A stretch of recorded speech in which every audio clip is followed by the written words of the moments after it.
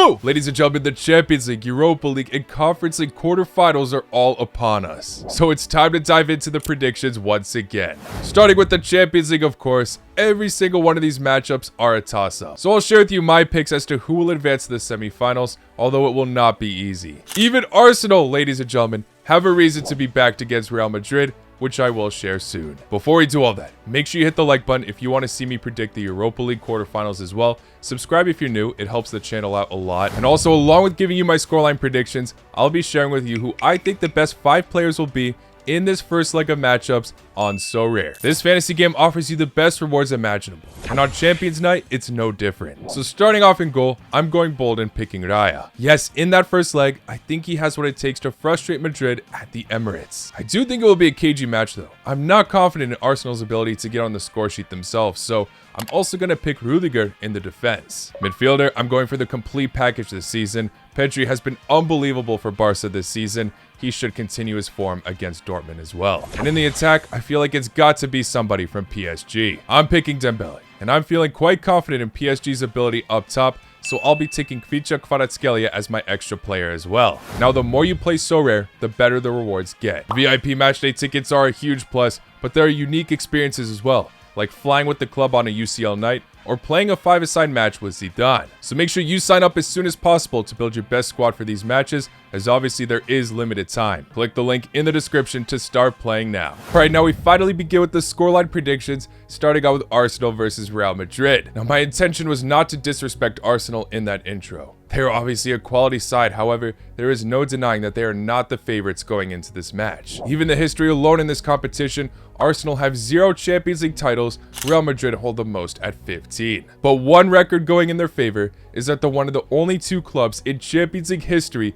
to never concede a goal to Real Madrid. Obviously a very different time period, but the only time these 2 clubs have faced in the Champions League prior was all the way back in 2006. Arsenal kept a clean sheet at home, and then when they traveled away, they pulled off the 1-0 victory. And there's a lot of reasons why the Gunners should be optimistic that they could achieve such heights once again. One of the key factors is that Saka has finally returned from injury. Yes, he came on as a sub against Fulham in the Premier League this week, scoring a goal 7 minutes after being subbed onto the pitch. So many injury blows throughout the season, so their star boy could be the one to cause impact against Real Madrid. But even in their time without Saka, they showed some attacking masterclasses, including in the round of 16 of the Champions League against PSV, defeating them 7-1 while playing away. Mourinho not doing too bad as their number 9 now. He even scored in their match against Fulham recently. But that being said, once the Gunners have just acquired one of their best attackers, they have now lost some other key defenders due to injury, unfortunately, against Fulham. Gabriel being the biggest talking point and is looking to miss at least that first leg against Real Madrid. This is the worst. Timber came off as well, unfortunately. So now they'll have to rely on Polish international Kiwior, who can prove himself obviously, but it will be a tough fleet. Obviously some other key attackers injured, but Arsenal have adapted quite well in this regard. It took them some time,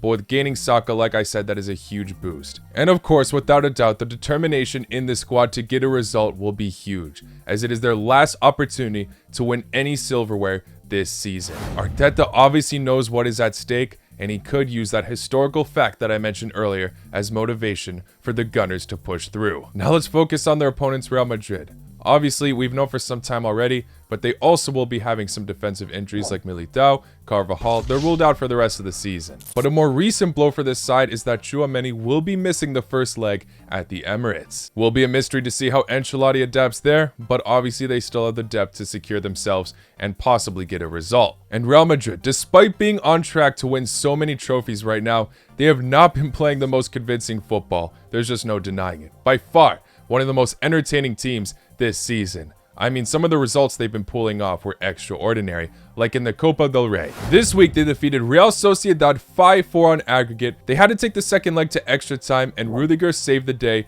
with an 115th minute winning goal. He was also somewhat the hero against Atletico Madrid, scoring the winning penalty there. Not the most brilliant one, but still scoring the winner. Or you could say VAR was the hero there. And in between these fixtures I just talked about in La Liga, things were crazy for them as well. Only just defeating Leganes 3-2, squeezing through against Villarreal 2-1, along with Rayo Vallecano. So there have been some defensive concerns for the club, but one hero has been stepping up, Kylian Mbappe. 5 goals in the last 3 La Liga games, a hat-trick against Manchester City in the playoff Champions League match. Vinny Jr. has had some impressive moments throughout the season, but definitely does not deserve the Ballon d'Or this time around. Against Atletico, he did miss a penalty and still taunted the fans after. Even with Real Madrid's flaws throughout the season, they are continuously just squeezing through every single time. I'm actually really torn as to who to back in this Champions League fixture. Previously, I did want to say Arsenal has what it takes, but missing Gabriel, if he's gone in that second leg, I think that's a huge blow.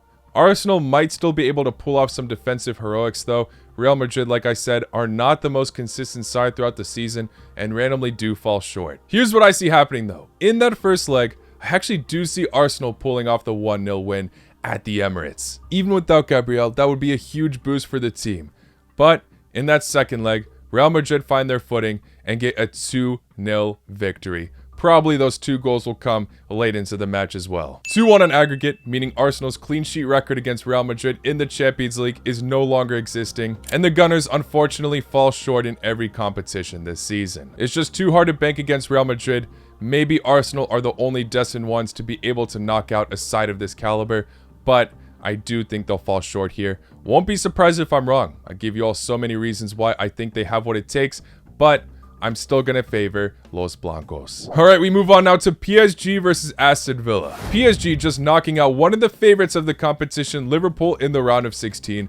They are without a doubt the favorites in this matchup. As not just that, they have also seriously regained form to become one of the hottest teams in Europe this year. They only just squeezed through against Liverpool, winning on penalties at Anfield, but that's impressive on its own, as many doubted how PSG could perform when traveling away to this incredible ground. They still won 1-0 in that leg as well, but regardless, they have been scoring loads of goals besides that matchup. They obviously had a rocky start at the start of the season in the Champions League with a tough schedule and some unconvincing displays, but they really turned the gear, even knocking out Brest 10-0 on aggregate in the playoff round. They haven't lost a match in Ligue 1 all season, and they're on the verge of winning the title, and their only loss in all of 2025 so far came against Liverpool in the first leg, and that was all thanks to Alisson having a man of the match performance, as PSG dominated that match. So many players on this club are in the form of their lives. Dembele honestly has never looked better. 26 goal contributions in 25 matches in Ligue 1. Bradley Barcola is on the rise. He's got 23 direct goal contributions with 10 assists. The midfield's fantastic with 2 crucial players from Portugal, Vitinha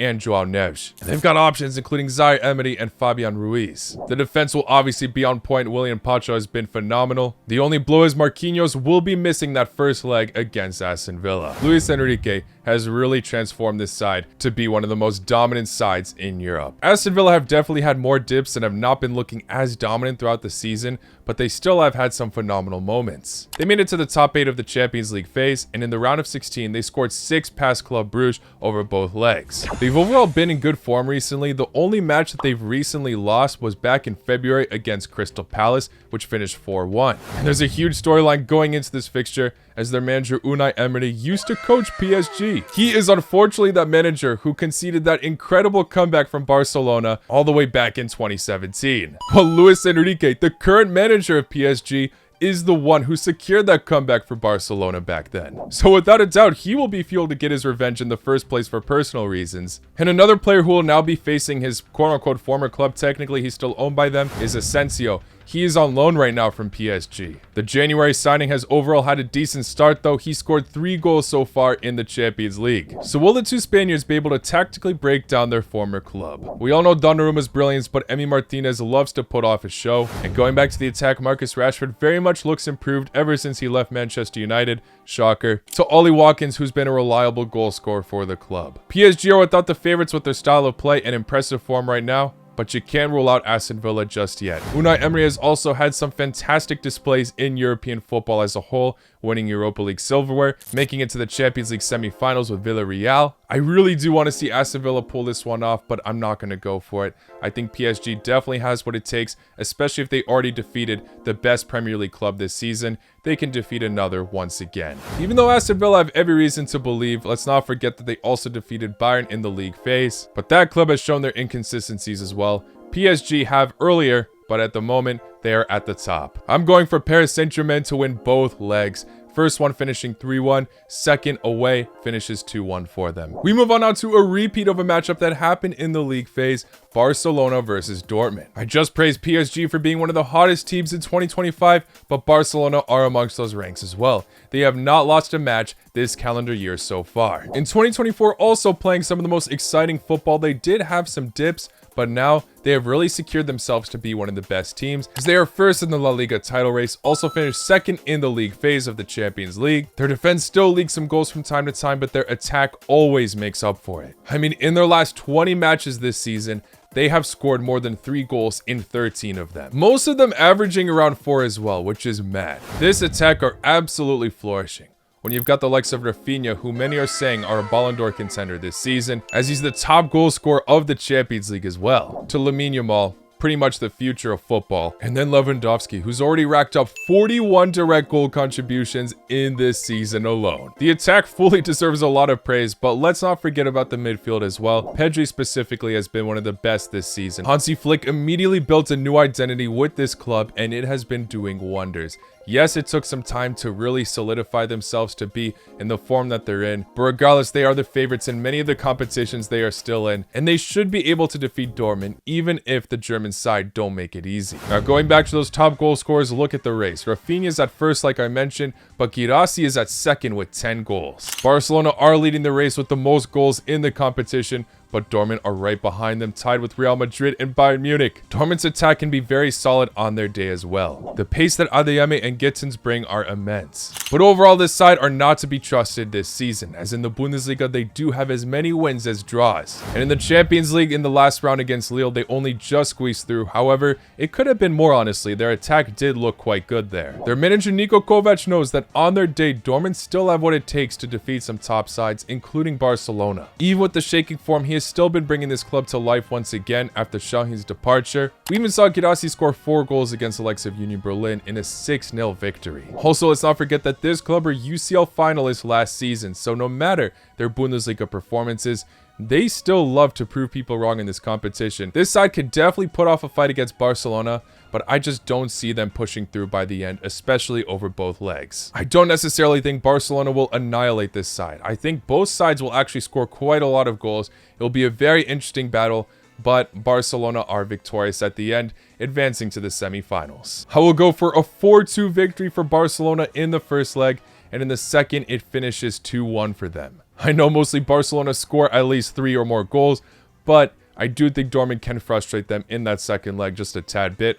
We'll see. Regardless, Barcelona should be the ones to advance to the semifinals. And now we move on to the final match of the bracket, probably the toughest one to call in my opinion. We've got Bayern versus Inter. What an incredible matchup this is on paper. Two fantastic sides. However, I cannot help but feel that Bayern Munich have suffered the biggest heartbreak in terms of having international break being played. Alphonso Davies out injured, and Upamecano, despite being one of the best players for that France national team against Croatia in the Nations League, he's also gone for this fixture. But that being said, also some ballers really continued to prove themselves this international break on this side. For example, Kimmich, he racked up 4 assists and 1 goal against the Azzurri over both legs in the Nations League. And now coincidentally, after facing the Italian national team, he's facing an Italian club. So Harry Kane also racking up goals in the new Tuchel era for England. Bayern had a really convincing display against Leverkusen in the last round, 5-0 on aggregate, not allowing the previous Bundesliga champions to score a single goal. But after that, they got exposed a tad bit.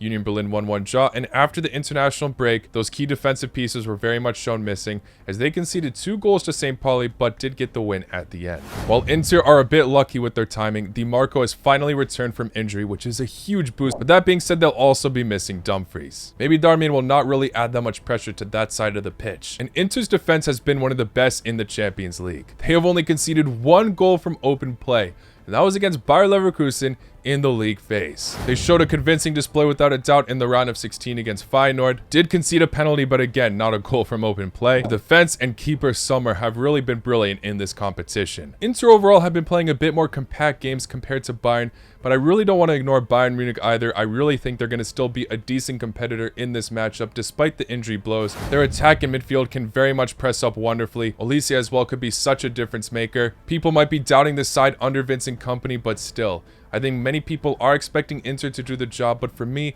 it's really 50-50 here. Some still criticizing this side as they are still pushing through in the Bundesliga, but under Vincent Kompany, it's not that same dominant Bayern side that we have seen in the past. I am really torn on this one, and I think it's going to be extremely cagey. First leg, I'm saying it finishes 1-1 in Munich. And in that second leg, I'm saying Inter just scraped through for the 1-0 victory to advance to the semifinals and face Barcelona. Yep, although Bayern were so dominant against Leverkusen in that playoff round, they only just squeezed through against Celtic. They're missing the hero in that match, Davies, like I mentioned. I know I doubted them last time and I was very much wrong, but I just see Inter doing the job, but who knows? Inter also randomly flop when they are looking to be in good form. I'll never forget when everyone expected them to beat Atletico and they still lost the penalty shootout, for example, last season. So of course, won't be surprised if the team to annihilate my club 9-2 do advance here, but I am going to favor Inter. So there you have it, guys. Those are all my teams advancing to the semifinals. Didn't go for too many upsets like I did in the last video, but let me know your thoughts as always in the comments below. And don't forget to leave a like if you want to see me do the Europa League predictions as well. Anyway, cannot wait for this all to kick off. I will see you all very, very soon. Best of luck to your club if you're still in the competition. Take care. La con noche.